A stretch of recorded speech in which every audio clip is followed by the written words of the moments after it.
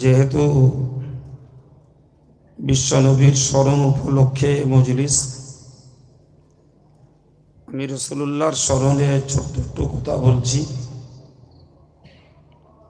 কোরআন শরীফে আল্লাহ বলেছেন, লাকাদ জাআকুম রাসূলুম মিন আনফুসিকুম, তোমাদের কাছে এসে পৌঁছেছে তোমাদের স্বজাতির মধ্য থেকে একজন রসূল। আজিজুন আলাইহি মা আনিতুম, মহান আল্লাহ বলেন, তোমরা যাতে কষ্ট পাও তিনি তাতে কষ্ট পান, তোমরা যাতে ব্যথিত হও তিনি তাতেই ব্যথিত হন, তোমরা যাতে শোকাহত হও তিনি তাতে শোকাহত হন। এমন একজন দরদি মানুষকে তোমাদের জন্য রসূল বানিয়ে পাঠানো হয়েছে। পরে বললেন, হারিসুন আলাইকুম, তিনি তোমাদের সুখ শান্তি সচ্ছলতা দেখতে আগ্রহী। বলুন সুবহানাল্লাহ। যিনি আমাদের শোকে দুঃখে শোকাহত দুঃখিত, তিনি আমাদের সুখ শান্তি দেখতে আগ্রহী। পরে বললেন, বিল মুমিনিনা রাউফুর রহিম, তিনি ইমানদারদের জন্য যেমন স্নেহশীল তেমন দয়াশীল। বলুন সুবহানাল্লাহ। তো এই আয়াত পাক থেকে একদিকে বিশ্বনবীর ধরপৃষ্ঠে আগমন বার্তা খোদ আল্লাহ জানিয়েছেন, অপরদিকে সে নবীর স্নেহ মমতা দয়া অনুগ্রহ আমাদের জন্য রয়েছে, এটাকেও আয়াত পাক থেকে বুঝিয়ে দেওয়া হয়েছে। দ্বিতীয় আয়াত পাকে বলা হয়েছে, ফাইন তাওয়াল্লাউ ফাকুল হাসবিয়াল্লাহ। মহান আল্লাহ বলেন, যদি তোমরা ওই নবী থেকে মুখ ফিরিয়ে নাও, ওই নবীর অনুসরণ থেকে তোমরা যদি বিচ্ছিন্ন হও, আল্লাহ নবীকে বললেন, ফাকুল, হে নবী তুমি দুনিয়াবাসীকে বলো, হাসবি আল্লাহ, আমার জন্য যথেষ্ট হলেন আল্লাহ। সুবহানাল্লাহ। পরে বললেন, আলাইহি তাওয়াক্কালতু, অবস্থাতেই ওই আল্লাহ পাকের উপরই ভরসা করি। ও রব্বুল আরশিল আযীম, তিনি হলেন মহা আরশের মালিক। সুবহানাল্লাহ। সম্মানিত ভাইরা আমার, এই দুটি আয়াত পাকে দু রকমের কথা বর্ণিত হয়েছে। প্রথম আয়াত পাকে বর্ণিত হয়েছে, তিনি তোমাদের স্বজাতির মধ্যকার, তোমাদের কল্যাণকামী, তোমাদের হিতকামী, তোমাদের শোভাকামী, তোমাদের সুখ দুঃখে তিনি শোকাহত দুঃখিত ব্যথিত, এ দরদ ওই নবীর মধ্যে রয়েছে। তাদের প্রতি স্নেহশীল এবং দয়াশীল। কিন্তু পরের আয়াতে বলা হয়েছে, যদি তোমরা ওই নবীকে উপেক্ষা করো, ওই নবীর কথাকে তোমরা অমান্য করো, তাহলে নিশ্চয় করে মনে রাখো, ওই নবীর একটি বক্তব্য যে আমার জন্য আমার আল্লাহ যথেষ্ট। অন্য আয়াত পাকে পাক নবীকে বলেছেন, তুমি বলো, লানা আমালুনা ওয়া লাকুম আমালুকুম, আমাদের জন্য আমাদের আমল, তোমাদের জন্য তোমাদের আমল।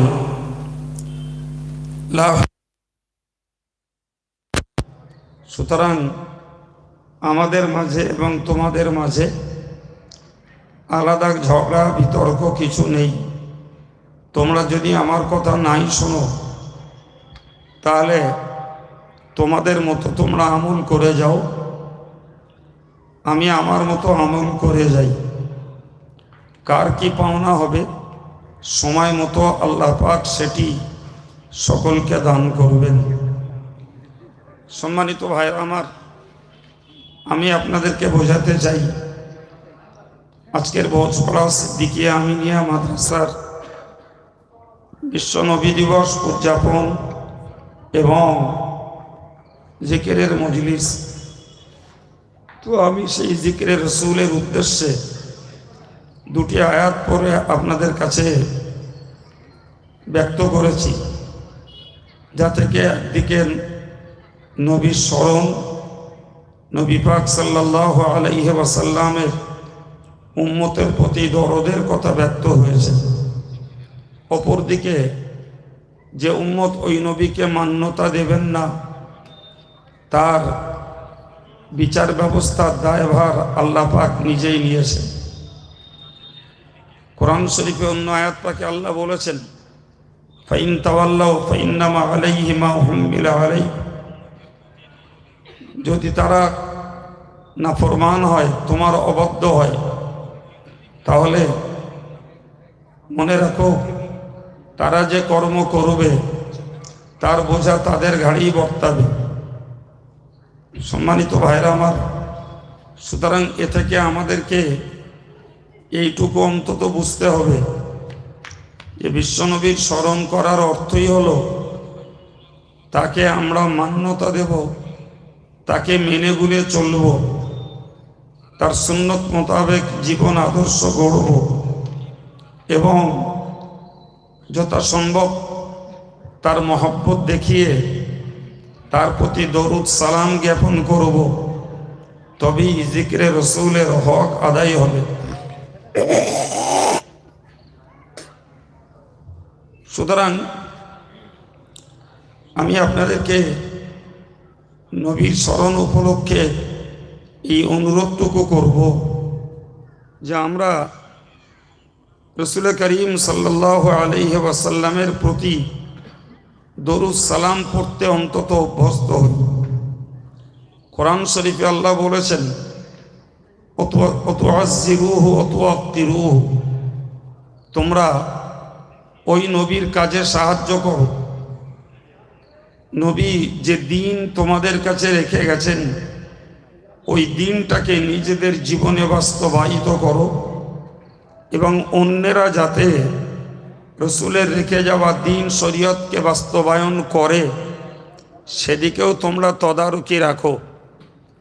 এ থেকে বুঝতে পারা যায় আমরা নিজেরা আমল করলেই আল্লাহ পাকের কাছে আমরা রেহাই পেয়ে যাব না, বরং সঙ্গে যার যতটুকু ক্ষমতা তার প্রচেষ্টার মধ্য দিয়ে ওই নবী সাল্লাল্লাহু আলাইহি ওয়াসাল্লামের দিনের পথের পথিক, সুন্নতের পথের পথিক মানুষ হয়, সে ব্যাপারে আমাদের চেষ্টাও করা লাগবে। আমরা কোথাও চেষ্টা করতে না পারি, অন্তত নিজেদের পরিবারের ভিতরে আমরা চেষ্টা করি আমার পরিবারের মানুষগুলো সুন্নতের পায়বন্ধ, আমার পরিবারের মানুষগুলো নবীর রেখে যাওয়া দিন শরীয়তকে মান্যতা দিয়ে চলুক। এ ব্যাপারে আমাদের সবাইকে সজাগ হওয়া দরকার। সঙ্গে আল্লাহ বললেন, তোমরা ওই নবীকে সম্মান করো। সুবহানাল্লাহ। ভাই, রাসূলুল্লাহ আমাদের কাছে ফিজিক্যালি নেই, তিনি দৈহিকভাবে আমাদের সম্মুখে নেই, তিনি পর্দার আড়ালে মাটির গর্ভে হায়াতুন নবী, জিন্দা নবী। সম্মানিত ভাইরা আমার, ওই নবী সাল্লাল্লাহু আলাইহি ওয়াসাল্লামের সম্মানের অর্থ হলো তার কথাগুলোকে মান্য করা। আমরা যদি উল্টো দিক দিয়ে বুঝি তাহলে সহজে বুঝব। ভাই, ছেলে যদি বাপের কথা না মানে, ছাত্র যদি ওস্তাদের কথা না মানে, মুরিদ যদি পীরের কথা না মানে, তাহলে ওই পিতা, ওই শিক্ষক, ওই পীর সাহেব নিশ্চিত অপমান বোধ করেন, অপমান বোধ করেন। সুতরাং যদি পিতার সম্মান রক্ষা করতে হয়, যদি শিক্ষকের সম্মান রক্ষা করতে হয়, যদি পীরের মর্যাদা যদি অক্ষুণ্ণ রাখতে হয়, তাহলে পিতার আদেশ পালন করা লাগবে, শিক্ষকের আদেশ পালন করা লাগবে। পাশাপাশি আমাদেরকে পীরের নির্দেশকে পালন করা লাগবে, তবে তার সম্মান রক্ষা পাবে। ঠিক তদ্রূপ মনে রাখা দরকার, রাসূল করিম সাল্লাল্লাহু আলাইহি ওয়াসাল্লাম তিনি যে আদেশ করেছেন, ওই আদেশ উম্মতেরা আমল করবে, পালন করবে, তবে তো রাসূলুল্লাহর সম্মান রক্ষা হবে। কিন্তু উম্মতেরা যদি রাসূলের আদেশকে অগ্রাহ্য করে, রাসূলের আদেশকে যদি অমান্য করে, তাহলে সেখানে নবীকে অপমান করা হবে। এটি হলো রাসূলকে সম্মান করার একটা তাফসীর। অপর আরেকটি তাফসীর হলো যে তোমরা রাসূলকে যদি সম্মান জানাতে চাও, তাহলে রাসূল কারীমের প্রতি তোমরা বেশি বেশি করে দরুদ শরীফ পড়ো। সুবহানাল্লাহ। হাদিস শরীফে এসছে, হুজুর বলেছেন, ইন্না আওলান নাসি বি ইয়াউমাল কিয়ামতি আকসারু আলাইয়া সালাতান আও কামা ক্বালা আলাইহিস সালাম। প্রিয় রাসূল বলেন, কিয়ামতের দিনে আমার সবথেকে ঘনিষ্ঠ হবে ওই মানুষটা যিনি যত বেশি করে দরুদ শরীফ পড়বেন। সুবহানাল্লাহ। যত বেশি দরুদ শরীফ যিনি পড়বেন, তিনি ততই রাসূলের ঘনিষ্ঠ মানুষ হিসাবে গণ্য হবেন, এবং হাসরের দিনে রাসূলের কাছাকাছি তার হাসরটাও হবে। সম্মানিত ভাইরা আমার, আমি এই প্রসঙ্গে আপনাদেরকে ছোট্ট করে একটা বিষয় একটু ইঙ্গিত করি। ভাই, সাধারণত আমাদের দরুদ পড়ার অবস্থা হলো, আমরা নামাজের শেষ বৈঠকে রসুলকে সালাম জানাই এবং দরুদ পড়ি, আর প্রথম বৈঠকে শুধুমাত্র সালাম জানাই। ভাই, তাহলে আমরা যে বৈঠকে সালাম ফিরাই নামাজে, ওই বৈঠকটাতে আমরা আত্তাহিয়াতুর মধ্য দিয়ে রাসূলুল্লাহকে সালাম করি, আর দরুদ শরীফ পড়ি, মানে দরুদ রাসূলকে জানাই। এটি হলো আমভাবে একজন নামাজি যিনি দোয়া কালামগুলো ব্যবহার করেন, তার পক্ষ থেকে রাসূলের প্রতি দরুদ পড়ার একটা পরিমাণ। আর মাঝে মধ্যে আমরা যখন ওয়াজের মজলিসে বসি, তখন কিছু দরুদ শরীফ আমাদের পড়া হয়। যেমন আজকে আমি আমার আলোচনার শুরুতে বরকত এবং রহমতের উদ্দেশ্যে নবী সাল্লাল্লাহু আলাইহি ওয়াসাল্লামের প্রতি দরুদ পড়েছি। আবার মাঝেও হয়তো এক আধবার পড়া হতে পারে। এছাড়া আমভাবে আমাদের দরুদ শরীফ পড়ার খুব রেকর্ড নেই। কেবলমাত্র যারা তরিকতের সবক আমল করেন, ওই সমস্ত সালেক যারা, তরিকতের পথের পথিক যারা, তাদেরকেই দেখতে পাই তারা কেবলমাত্র ওই তরিকতের সবক হিসাবে কাদরিয়া, চিশতিয়া, নকশবন্দিয়া, মুজাদ্দিদিয়া সমস্ত তরিকতের সিলসিলাগুলোতে ঈশান নামাজের পরে এবং ফজরের নামাজের পরে ন্যূন পক্ষে 100 বার, ঊর্ধ্বপক্ষে যিনি যত পড়বেন তত গোনা মাফ হবে, দরজা বৃদ্ধি পাবে এবং সওয়াবের হকদার হবেন। ধরে বলুন সুবহানাল্লাহ। তো তরিকতের পথের পথিক যারা, তাদের একটু দরুদ সালাম পড়ার পরিমাণটা একটু বেশি হয়। ওটা তরিকতের একটা সবকের পাঠ, সবকের একটা অংশ। এমনকি পিরানে তরিকাতদের বক্তব্য হলো যে তোমরা অন্যান্য যে সবক পাল্টাও, কিন্তু সারা জীবন তোমাদের দরুদ শরীফ পড়ে যেতে হবে। সুবহানাল্লাহ। সম্মানিত ভাইরা আমার বক্তব্য, আমরা কেউ তরিকতের পথের পথিক তথা মুরিদ হই আর না হই, দরুদ পড়তে আল্লাহ এবং রসুল যখন আদেশ করেছেন, তো আমরা আমভাবেও আজকের বিশ্বনবীর স্মরণ উপলক্ষে এই মজলিসে এই মানসিকতা উৎসাহটুকু আমরা গ্রহণ করি। আমরা যত বেশি করে পারব সময়ের সুযোগে নবী পাকের প্রতি আমরা দরুদ শরীফ পড়ব, বলুন ইনশাল্লাহ। সর্বোপরি আমরা এশার নামাজের পরে একটা ভালো সময় পাই, যখন কাজের মানুষগুলোর সারাদিনের কাজকামের গতি কমে যায়। এশার নামাজ পড়ে সাধারণত মানুষের খাওয়া, এরপরে বিশ্রাম। তো যদি আমরা মন করি তাহলে ওই সময়টাতে আমরা কিছু দরুদ শরীফ নবী সাল্লাল্লাহু আলাইহি ওয়াসাল্লামের প্রতি পড়তে পারি। তো আমি আজকে বিশ্বনবীর স্মরণ উপলক্ষে আপনাদের এই কয়েকটি কথা বললাম। কথাগুলো যদি মান্যতা দেই, কাজে লাগাই, তাহলে আশা করা যায় আমরা স্বাভাবিক আলোচনার ভিতর দিয়ে নবী সরকার দো আলমের এই স্মরণের মজলিসের হক আদায় করতে পারবো ইনশাআল্লাহ। আজকের দিনে আমাদের দ্বিতীয় প্রোগ্রাম হলো যে রসুলের স্মরণ উপলক্ষে জিকিরের মজলিস। অনেক মানুষ রয়েছেন যারা জিকিরের প্রতি আগ্রহী, যারা জাকিরিন ভাই তারাও অনেকে আছেন আলহামদুলিল্লাহ।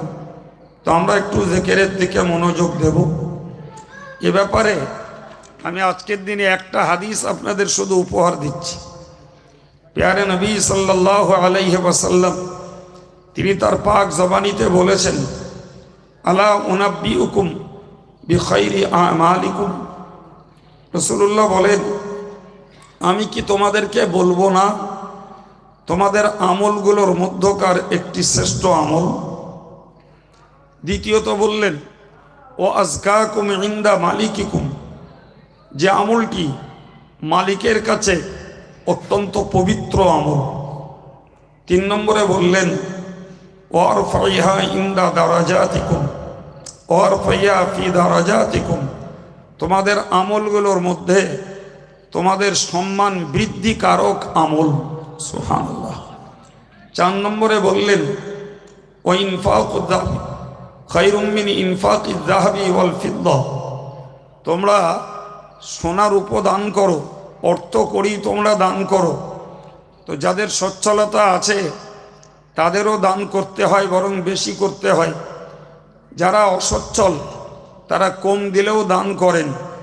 কিন্তু রাসূলুল্লাহ বললেন, তোমাদের সোনার উপর দান করার তুলনায় ওই আমলটি আরো শ্রেষ্ঠ। জোরে বলেন। 5 নম্বরে বললেন যে ইয়া খায়রুম মিন আন তাদরিবু ফি আনাকাহুম ওয়া ইয়াদরিবু আনাকাকুম,